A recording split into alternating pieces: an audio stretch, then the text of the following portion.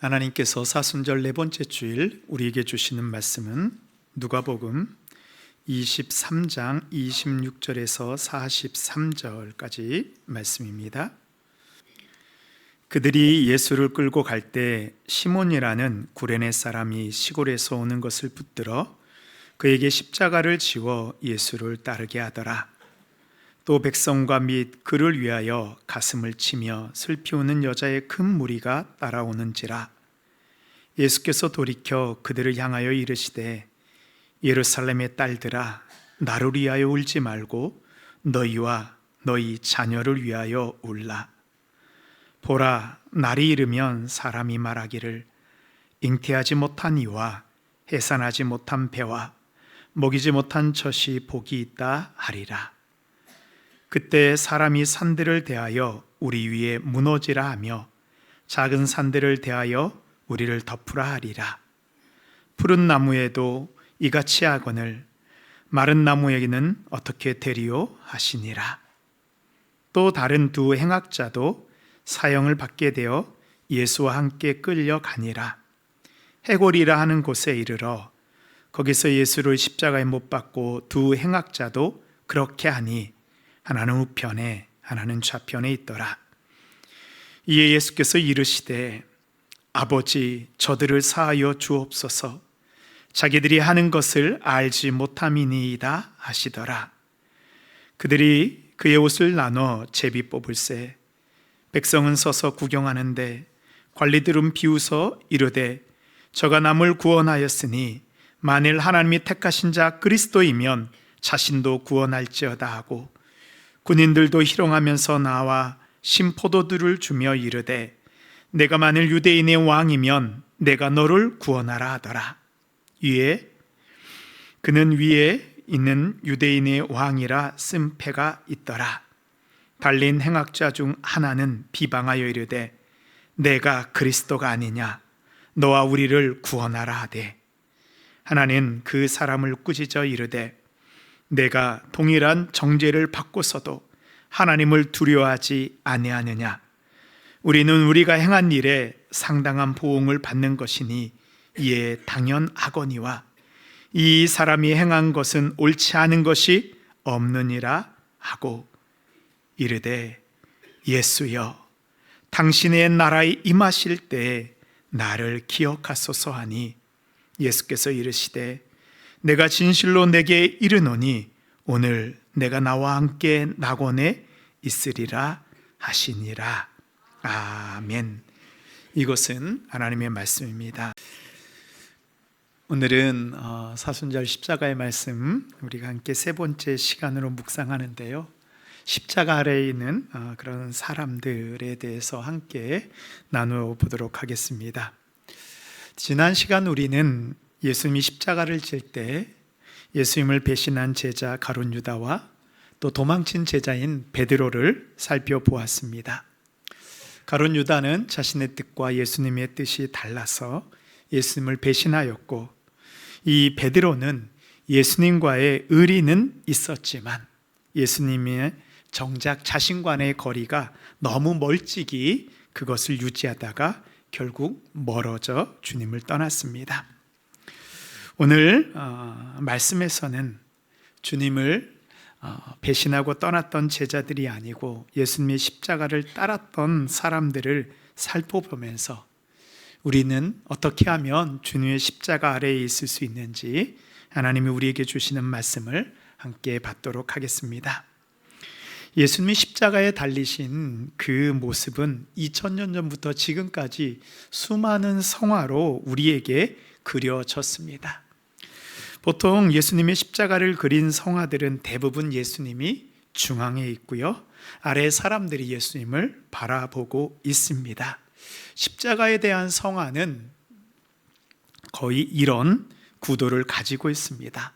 다른 구도의 성화는 찾기가 쉽지 않습니다. 그런데 예수님의 십자가를 그린 성화 중에 제임스 티소가 그린 십자가에서 우리 주님이 보신 것이라는 성화가 있습니다. 그림에 보면 십자가는 보이질 않습니다. 그러나 그림의 구도는 그 중앙에 십자가가 서 있고 예수님이 십자가 아래를 바라보고 있습니다. 이 그림을 통해서 우리는 한 번도 생각해 보지 못한 것을 생각해 봅니다. 십자가 위에서 주님은 십자가 아래의 사람들을 어떤 마음으로 내려다 보셨을까입니다. 그림을 조금만 더 살펴보겠습니다. 그림의 아래쪽에 보시면 이제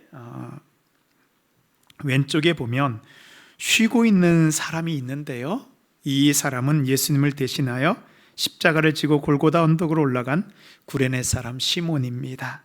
십자가를 지고 나서 지친 모습으로 땅바닥에 앉아 있습니다. 그 옆에 이 붉은 휘장을 두른 사람은 예수님의 모든 십자가의 처형을 집행한 로마 백부장입니다. 그리고 가운데에는 예수님의 사랑하는 제자 요한과 예수님의 어머니 마리아와 여인들이 있습니다. 그리고 그 뒷부분에 멀찍이 자신의 새 무덤을 예수님께 드린 아리마대 사람 요셉의 새 무덤 문이 열려져 있습니다. 그리고 오른쪽에는 말을 탄 유대의 종교 지도자들인 대제사장과 서기관들이 예수님을 비난하는 눈으로 바라보고 있습니다. 그리고 중앙 아래에는 희미하게 예수님의 발이 보이고 막달라 마리아가 십자가 아래에서 예수님을 올려다 보고 있습니다. 물론 이 그림에는 수많은 사람들이 있습니다. 우리가 다 알아보지는 못하지만 은30을 꼭 쥐고 있는 가룟 유다도 있고 멀리 떨어져 도망친 베드로와 다른 제자들도 있을 것입니다. 십자가 아래의 사람들은 저마다 자신들의 모습을 통하여 십자가에 달린 예수님이 누구인지 그 십자가의 의미를 드러내고 있습니다. 그리고 이 그림 속에는 아마 우리의 모습도 있을 것입니다. 여러분은 십자가 아래에서 어떤 모습으로 있습니까? 첫 번째로 예기치 못한 멍에 십자가를 진 사람이 있습니다.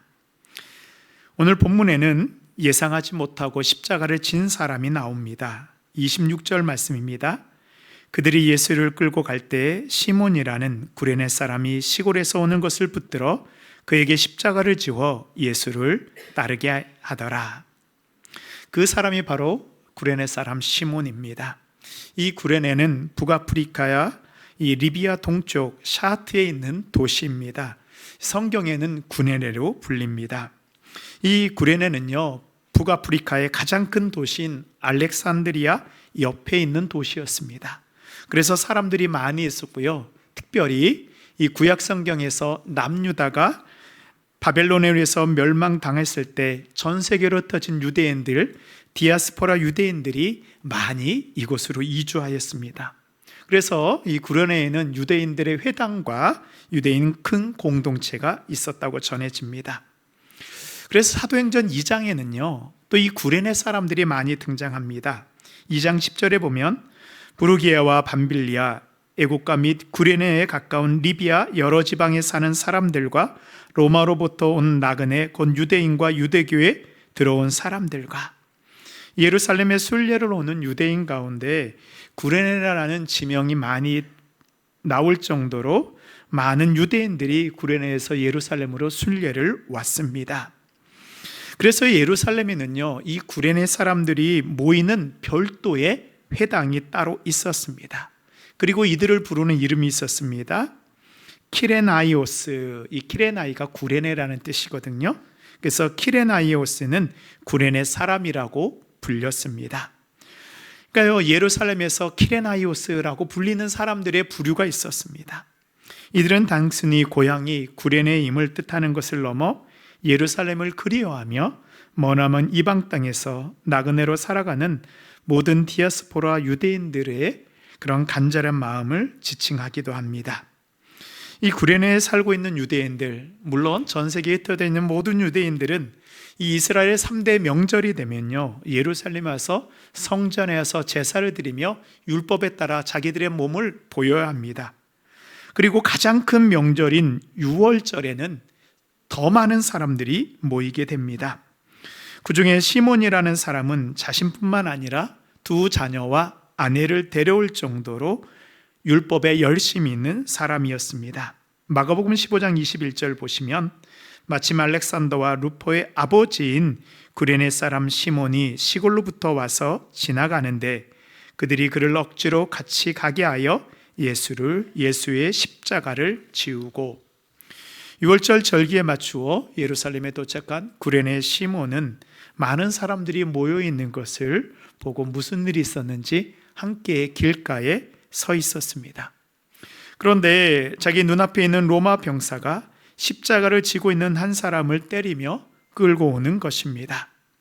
십자가를 지고 있는 남자는 힘에 부친 듯 자꾸 넘어지고 제대로 앞을 향해 가지 못합니다. 로마 병사는 시간이 없는 듯 길가에 서 있는 사람들을 이리저리 살펴봅니다. 눈치 빠른 사람들은 시몬의 옆에 있다가 슬금슬금 뒤로 빠졌습니다. 그때 로마 병사가 시몬의 어깨를 잡아대더니 이제부터 내가 십자가를 지고 저기까지 가는 거야. 이 마가복음에서 십자가를 지우다라는 말은요, 이 헬라어로 앙가레우로라는 그런 단어를 쓰고 있습니다. 이 앙가레우노는요, 로마의 강제 징집권을 뜻하는 단어입니다. 당시의 로마 법률에 의하면 로마 병사는 민간인에게 강제로 짐을 옮기게 할 수 있는, 부역을 시킬 수 있는 권리가 있었는데요, 그것이 바로 이 앙가레우어입니다. 구레네 시몬은 예상하지 못한 십자가를 지게 되었습니다. 그는 예수가 누구인지도 잘 몰랐습니다. 더구나 큰 죄인이 지는 이 부끄러운 십자가를 거룩한 땅에서 질 것은 더더욱 상상도 하지 못했습니다. 우리도 신앙생활을 할 때 때때로 우리가 미처 생각하지 못할 때에 십자가를 지라는 요청을 받을 수 있습니다. 그때 많은 사람들은 뭐라고 말하나요? 아멘, 제가 십자가를 지고 가겠습니다 라고 말할까요? 아니죠. 우리는 이렇게 대답하지 못합니다. 주님, 저는 아직 준비가 되지 않았습니다. 이렇게 말합니다. 아직 저의 가족도 부양해야 됩니다. 물질도 더 모아야 됩니다. 시간도 준비되지 않았습니다. 건강도 좋지 않습니다. 자녀들도 더 키워야 됩니다. 아직 제가 좀 세상에서 할 일이 많이 있습니다. 그런데 주님이 우리를 부르실 때에는요, 우리가 준비되었느냐라고 묻지 않으십니다. 주님께서는 먼저 우리를 부르시고 그 다음에 우리를 준비시켜 주십니다. 예수님께서 당신의 12제자를 부르실 때의 모습을 살펴보십시오. 베드로와 요한은 물고기를 잡다가 바닷가에서 예수님의 부르심을 받았습니다. 레위인 마태는 길가의 세간에서 일하는 중에 부르심을 받았습니다. 요한복음에서 나다나엘은 무화과 나무 아래에 있다가 예수님의 부름을 받았습니다. 주님은 예기치 않게 우리를 부르시고 예기치 못한 십자가를 지라 하십니다. 이것이 바로 주님이 우리를 부르시는 방법입니다. 어쩌면 구레네 시몬은 우연히 그곳에 서 있었는지 모릅니다. 그러나 하나님께서는 구레네 시몬을 지명하여 부르셨습니다. 로마 병서도 몰랐고 시몬도 몰랐습니다. 그러나 하나님은 아셨습니다. 시몬은 로마 병사에게 왜라고 묻지도 못하고 순종하며 십자가를 지고 갑니다. 우리도 주님의 십자가 앞에 왜라고 질문할 수 없습니다. 왜냐하면 그것은 하나님의 뜻이기 때문입니다. 주님의 부름 앞에 우리가 해야 될 것은 순종합니다. 그러나 이 예기치 못한 십자가는 바로 시몬에게는 은혜였습니다. 십자가를 지고 따르는 시몬은 어떤 은혜를 경험했을까요? 시몬은 자신이 지고 있는 십자가에 묻어 있는 그 뜨거운 예수 그리스도의 사랑의 보혈을 경험합니다. 그가 맨 십자가에는 예수님의 피가 묻어 있었습니다. 온 인류를 구원하시기 위한 예수 그리스도의 대속의 피입니다. 시몬의 죄까지도 용서하기 위해서 흘리신 예수 그리스도의 보혈입니다. 십자가를 지고 간 사람만이 우리를 구원하시는 보혈의 은혜를 경험할 수 있습니다. 그리고 시몬은 그 십자가에서 세상에서 가장 아름다운 향기를 맡게 됩니다. 분명 밤새도록 책질질 당한 예수님의 몸에서 나는 그 피비린내가 아니고 십자가에서 아름다운 나드 향기가 나는 것입니다. 예수님의 죽음을 위해서 마리아가 예수님의 몸에 부어드렸던 향유의 냄새입니다. 요한복음 10장 3절에 보면 마리아는 지극히 비싼 향후 곧 순전한 나드 향근을 가져다가 예수의 발에 붓고 자기 머리털로 그의 발을 닦으니 향유 냄새가 집에 가득하더라. 그 마리아가 드린 향유가 예수님의 몸에 묻고 십자가에 베었습니다. 이 향기가 우리를 구원한 예수 그리스도의 향기입니다. 고린도후서 2장 15절에 보면 우리는 구원받은 자들에게나 망하는 자들에게나 하나님 앞에서 그리스도의 향기니, 그리스도의 향기를 경험한 사람만이 그리스도의 향기를 전할 수 있습니다. 원래 구련의 시몬이 예루살렘에 온 목적은 무엇입니까? 바로 성전에 제사하기 위해서입니다. 그러나 그는 이제 예루살렘에서 성전보다 더 큰 일을 만났습니다. 마태복음 12장 6절에 보면 내가 너희에게 이르노니 성전보다 더 큰 이가 여기 있느니라. 성전보다 더 큰 예수님을 만났습니다. 유대인들은 율법을 지키기 위해서 1년에 3번 절기 때마다 자신의 몸을 하나님께 보여야 합니다. 그래야지만 하나님의 백성으로 살아갈 수 있습니다. 그러나 구련의 시몬은 예루살렘까지 먼 거리를 걸어 힘들게 성전을 찾아왔지만, 절기를 지키고 제사를 드렸지만 그는 하나님의 백성인 것을 경험하지 못하였습니다. 그의 삶이 새로워지지 않았습니다. 예전의 모습 그대로였습니다. 그러나 예수님의 십자가를 진 시몬은 십자가를 진 후에 그의 삶이 변하게 됩니다. 진정한 큰 분 되시는 구원자 메시아를 만나게 됩니다. 십자가를 진 사람만이 예수님을 만나게 되고 자신의 인생의 의미, 삶의 목적을 발견하게 됩니다. 이 누가복음에서는 더 이상 구련의 시몬에 대해서 말하지 않습니다. 그러나 사도행전과 서신서에서는 우리는 그의 흔적을 발견할 수 있습니다. 사도행전 11장 20절 말씀에 보면 그 중에 구브로와 구레네 몇 사람이 안디옥에 이르러 헬라인에게도 말하여 주 예수를 전파하니 주의 손이 그들과 함께 하심에 수많은 사람들이 믿고 주께 돌아오더라. 최초 이방인 교회 안디옥 교회를 세운 사람은 바로 구레네 몇 사람입니다. 아마 그 중에 한 명이 시몬이 아닐까요? 또한 사도 바울은 자신의 신실한 동역자들을 소개하는 로마서 16장에서 이렇게 말하고 있습니다. 로마서 16장 13절 말씀입니다. 주 안에서 택하심을 입은 루포와 그의 어머니에게 문안하라. 그의 어머니는 곤대 어머니라. 아까 시몬의 아들이 알렉산더 루포라고 우리가 살펴봤습니다. 시몬의 아들 루포도 아버지가 십자가를 지고 가는 그 모습을 통하여 예수님을 따르게 됩니다. 또한 시몬의 아내는 사도 바울이 나의 어머니라고 부를 정도로 의지하고 따르는 믿음의 사람이 되었습니다. 바로 시몬과 그의 가족들은 초대교회의 중요한 역할을 하게 되었습니다. 그러나 시몬 한 사람이 예기치 못한 십자가를 지고 예수님을 따랐을 때 그 가정 전체가 예수님을 만나고 예수님을 따르는 은혜를 받게 되었습니다. 원래 이 십자가를 져야 할 사람은 누구였나요? 예수님의 수제자였던 시몬 베드로입니다. 시몬 베드로가 있어야 할 자리에 구레네 시몬이 대신 십자가를 졌습니다. 똑같이 시몬이라는 이름을 가졌지만 시몬 베드로는 예수님을 멀리하고 도망쳤고, 구레네 시몬은 예기치 못한 고난이었지만 그 십자가를 통해서 삶이 달라지는 은혜를 경험하였습니다. 그렇습니다. 우리도 구레네 시몬과 같이 십자가를 져야 될 때가 있습니다. 때로는 다른 사람의 십자가를 우리가 져야 할 때도 있습니다.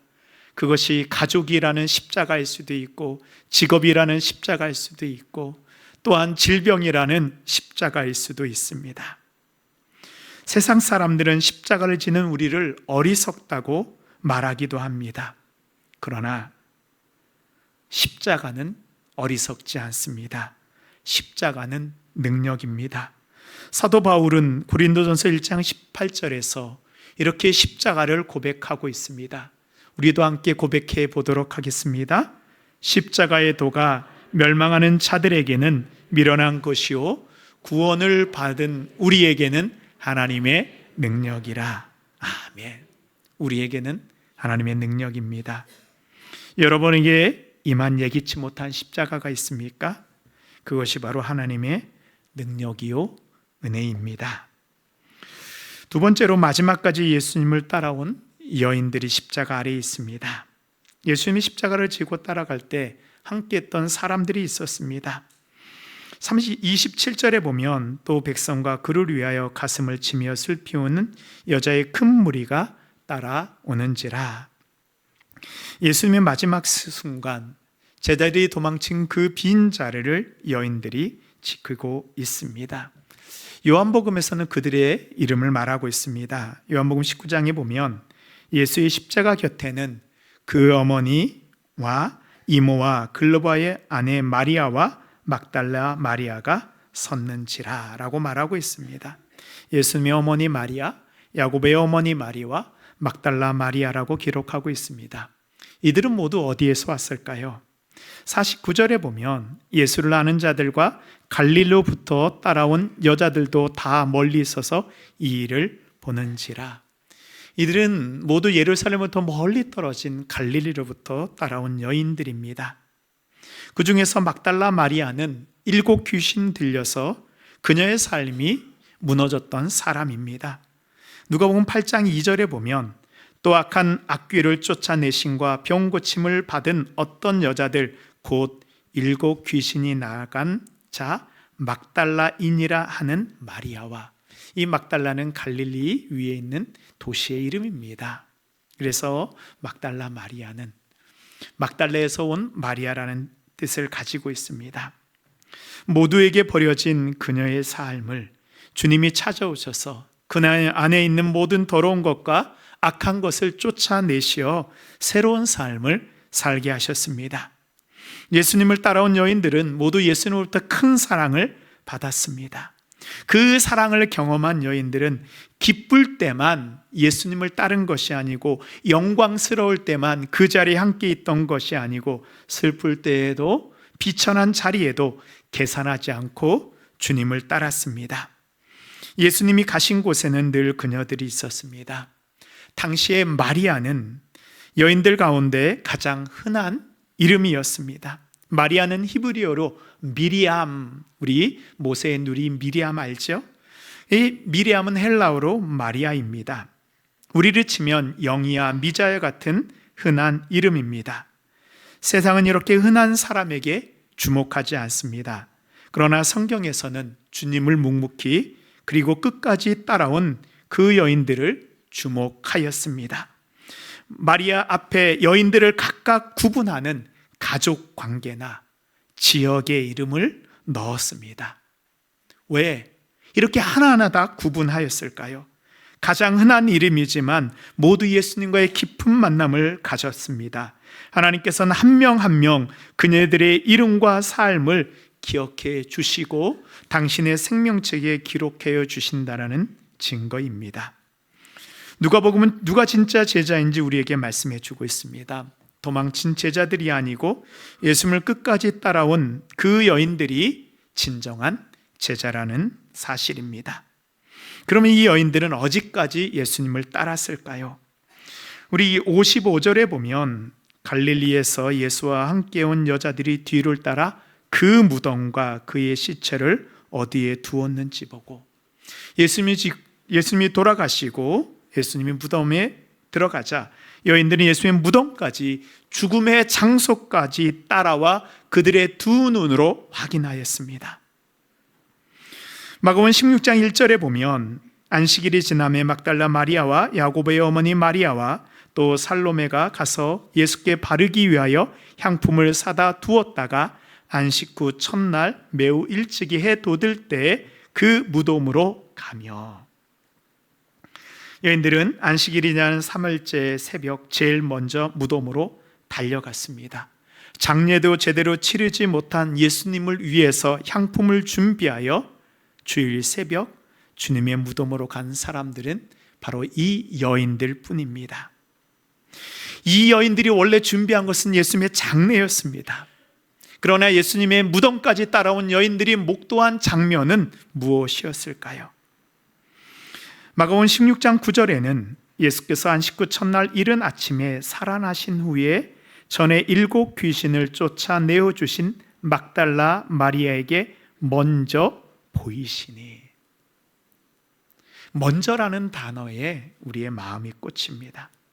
이 복음서에서는요, 놀랍게도 예수님을 제일 먼저 본 사람이 예수님의 수제자 베드로나 예수님과 가장 가까웠던 제자 요한이 아니고 막달라 마리아라고 정확히 말씀하고 있습니다. 그 정도가 아닙니다. 막달라 마리아에게 예수님의 부활하신 사실과 앞으로 승천할 그 놀라운 소식을 전할 그 사명을 마리아에게 주십니다. 요한복음 10장 17절에 보면 예수께서 이르시되 너는 내 형제들에게 가서 이르되 내가 내 아버지 곧 너희 아버지 내 하나님 너희 하나님께로 돌아간다 하라 하시니, 주님의 부활의 소식을 전하는 영광스러운 그 메신저의 자리가 바로 막달라 마리아의 자리입니다. 그래서 우리는 막달라 마리아를 그렇게 잘 생각하지 않는데요, 이 초대교회의 전통에서는 막달라 마리아를 사도들의 사도라고 불렀습니다. 12사도들의 사도가 바로 막달라 마리아였다. 이번에 성지순례를 하면서 그리스 정교회에 있는 그런 교회들을 방문했을 때 그 정교회 교회들은 이렇게 많은 성화들, 이콘들로 예수님의 생애를 그려내고 있습니다. 그런데 그 그림들 가운데에서 예수님을 따랐던 여인들이 예수님과 그 제자들과 함께 수없이 많이 성화로 그려져 있습니다.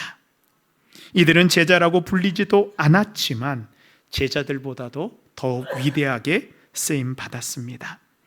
당시 여인들은 다른 사람의 수종을 드는 그런 허드렛 일을 하는 사람들로 여겨졌습니다. 막달라 마리아는 7 귀신 들렸다는 여인이라는 그런 주홍글씨 같은 꼬리표를 가지고 있었습니다. 어쩌면 예수님의 제자로서 예수님의 일을 하기엔 치명적인 약점입니다. 그러나 그녀의 약점은 예수님의 부활의 첫 번째 증인이 되는데 어떠한 장애도 되지 않았습니다. 부활의 새벽 예수님은 막달라 마리아에게 이 부활의 기쁜 소식을 전하는 메신저의 사명을 주셨습니다. 주님은 우리의 과거를 보는 분이 아닙니다. 현재 우리가 주님을 얼마나 따라가고 있는지를 보십니다.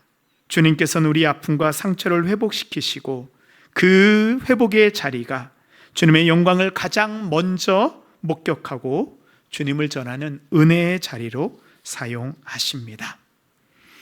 예수님께서 마리아에게 제일 먼저 보여주셨다는 것은 단순한 시간적인 순서만을 이야기하지 않습니다. 예수님에게 최우선 순위를 두었던 막달라 마리아를 예수님께서는 최우선으로 여겨주신다라는 그런 말씀입니다. 예수님이 마리아라고 부르실 때 닫혀있던 그녀의 눈이 열립니다. 부활하신 예수님을 경험하게 됩니다. 부활은요, 어떤 추상적인 교리가 아닙니다. 주님과 우리의 1:1 만남입니다. 부활하신 주님이 우리의 이름을 부르실 때 우리는 부활하신 주님과 함께 삶을 살아가게 됩니다. 우리의 삶의 부활의 능력이 임하게 됩니다. 부활의 능력을 경험한 마리아는 제자들에게 외쳤습니다. 내가 주를 보았습니다. 그녀의 외침이 힘이 있는 이유가 있습니다. 그것은 이론으로 주님을 만난 것이 아니고 지식으로 주님을 만난 것이 아니고 살아있는 주님을 체험으로 만났기 때문에 그렇습니다. 우리가 사순절을 보내며 부활절을 바라보며 우리에게 필요한 것은 부활에 대한 이론이나 지식이 아닙니다. 부활하신 주님을 만난 간증입니다. 교회는 부활하신 주님을 만난 그 열려진 무덤이고, 예배는 부활하신 주님을 만나는 새벽 시간이고, 성도는 부활하신 주님을 만난 증인입니다. 사랑하는 성도 여러분, 주님의 십자가를 끝까지 따라간 자는 주님이 기억해 주시고 그의 삶을 가장 가치 있는 삶으로 여겨주십니다. 막달라 마리아가 예수님께 향유를 부어드릴 때 모두 사람들은 네가 큰 낭비를 하였다고 책망하였지만 주님은 칭찬하고 기억하였습니다. 우리는 주님의 십자가를 바라보면서 세상이 부러워하고 세상이 기억해 주는 사람이 아니고 주님께 기억되고 주님을 전하는 사람이 되어야 합니다. 마지막으로 십자가에서 구원받은 죄인이 있습니다. 예수님께 십자가에 달리실 때 그 옆에 함께 형벌을 받은 두 죄인이 있었습니다. 32절 말씀에 보면 또 다른 두 행악자도 사형을 받게 되어 예수와 함께 끌려가니라. 39절입니다. 달린 행악자 중 하나는 비방하여 이르되 내가 그리스도가 아니냐, 너와 우리를 구원하라 하되. 두 사람 중에 한 명은 예수님을 비방합니다. 네가 그리스도, 네가 메시아라면 지금 우리를 구원하라. 예수님을 비방하며 소리쳤던 사람들과 똑같이 예수님에게 말을 합니다. 그러나 십자가 우편의 다른 죄인은 이렇게 말합니다. 40절 말씀, 41절 말씀인데요, 제가 40절 읽고 성도님들이 41절 읽겠습니다. 하나는 그 사람을 꾸짖어 이르되 내가 동일한 정죄를 받고서도 하나님을 두려워하지 아니하느냐.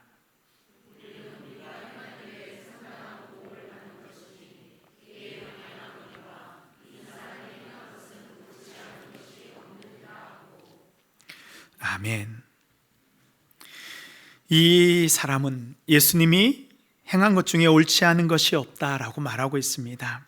이 내용은요, 예수님께서는 죄가 없는 분이고 우리를 위해 죽으신 분이라는 고백입니다.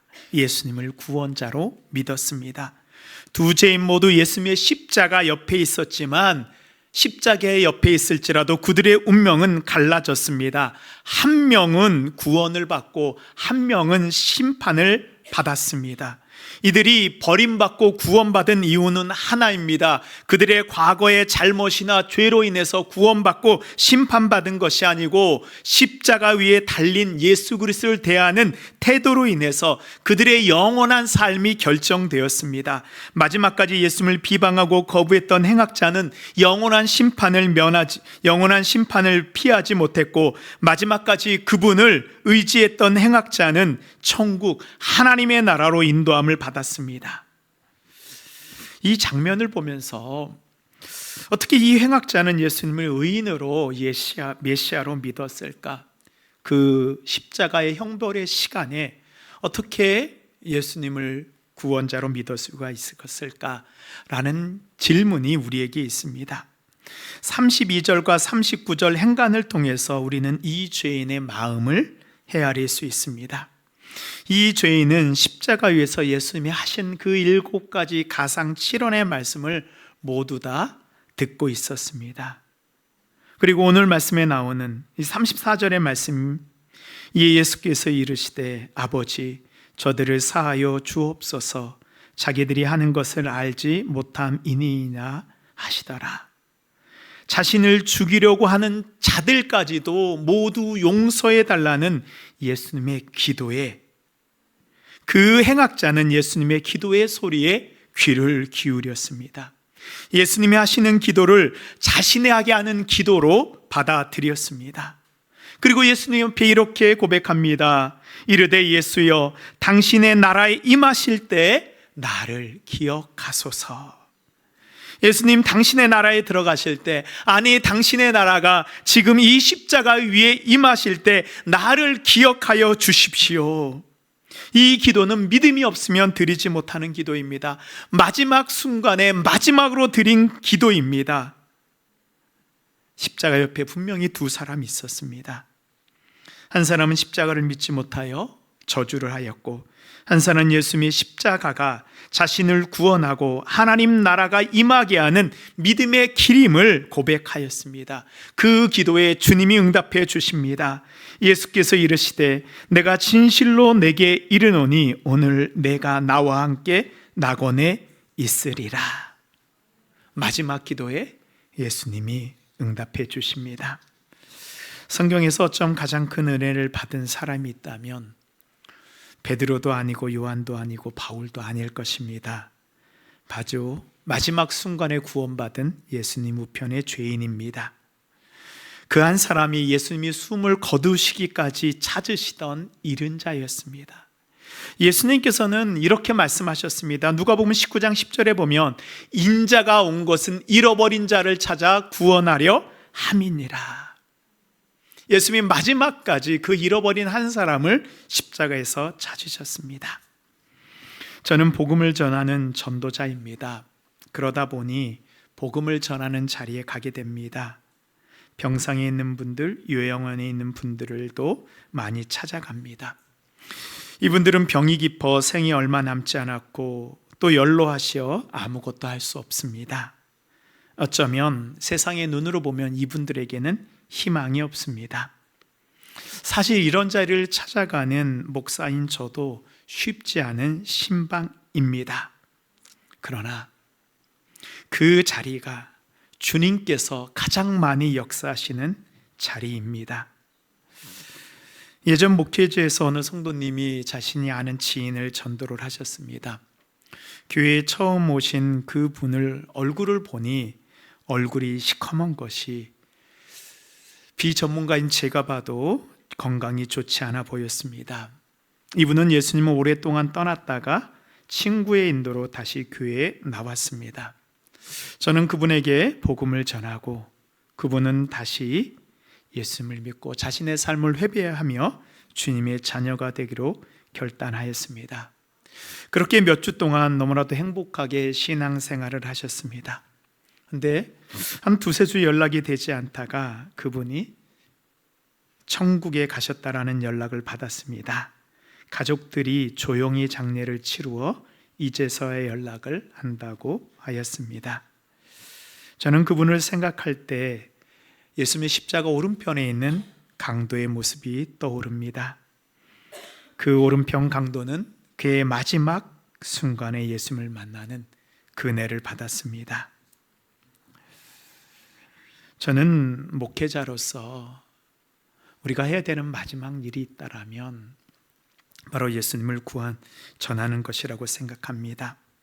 또한 우리의 가족들이나 부모님들 가운데 아직도 주님을 모르는 부모님이 계시다면 꼭 복음을 전해야 합니다. 저는 아무리 멀고 힘들어도 우리 성도님들이 우리 부모님들에게 복음을 전한다고 하면 어디든지 갑니다. 왜냐하면 그것이 우리가 할 수 있는 가장 큰 선물이요 은혜요 전도자의 사명이기 때문입니다. 종말 앞에 서 있는 분들에게 복음을 전하는 것은 쉽지는 않습니다. 그러나 그때마다 제가 경험하는 것이 있습니다. 저는 복음을 전하지만 주님께서 그분들의 마음을 여신다는 것입니다. 사랑하는 성도 여러분, 돌아가기에 너무 늦었다고 자책하지도 마십시오. 마귀의 속임수에 속지도 마십시오. 때늦은 후회는 있어도 때늦은 회개는 없습니다. 주님 앞에 돌아가기에 늦은 시간은 없습니다. 그 십자가의 마지막 순간에 잃어버린 자를 구원하셨던 것처럼 주님을 찾는 모든 자들에게는 구원의 은혜를 베풀어 주십니다. 이것을 경험했던 사도 바울은 이렇게 믿음으로 고백하였습니다. 우리 고린도서 6장 2절 말씀 우리 함께 고백하겠습니다. 이르시되 내가 은혜를 베풀 때 너에게 듣고 구원의 날에 너를 도왔다 하셨으니 보라 지금은 은혜 받을 만한 때요 보라 지금은 구원의 날이로다. 아멘. 우리가 주님의 십자가 아래에 있기만 한다면 지금이 은혜의 때이고 구원의 날이 우리에게 임한 것을 믿습니다. 아멘. 어떤 분들에게 십자가는 예기치 못한 사건이고 어떤 분들에게 십자가는 간절히 따라가고 싶은 시간일 수도 있습니다. 우리의 모습과 마음이 어떠하든지 우리가 주님의 십자가 아래에 서서 주님을 바라볼 때 주님께서는 우리에게 구원의 은혜와 우리를 새롭게 하시는 그 주님의 보혈이 그리스도의 향기가 우리에게 묻어나고 우리에게 배어날 것을 믿습니다. 기도하겠습니다.